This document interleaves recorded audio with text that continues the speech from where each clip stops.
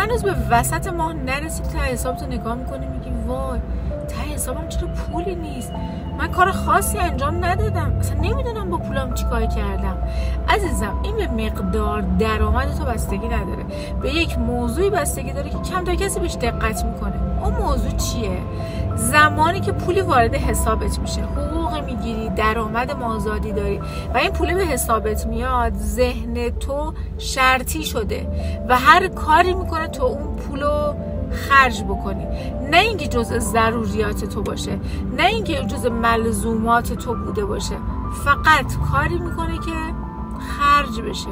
چرا؟ به خاطر اینکه ذهن تو فقط با خرج کردن اون پولی که به آرامش میرسه.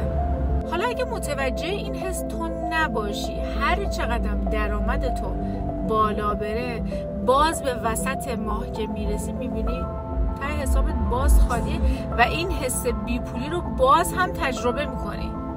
حالا راهکار چیه؟ من باید چیکار کنم که این حس رو تجربه نکنم؟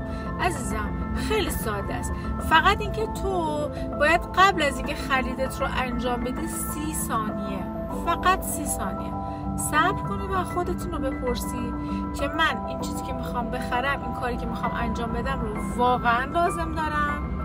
واقعا کمکم میکنه؟ جزء ملزومات زندگی منه یا نه؟ خودت آخر ماه تفاوت رو احساس میکنی. اینو بفرست برای هر کدوم از رفیقات که همیشه میگن نمیدونم پولم چی شده، پولم مثل آب نیست.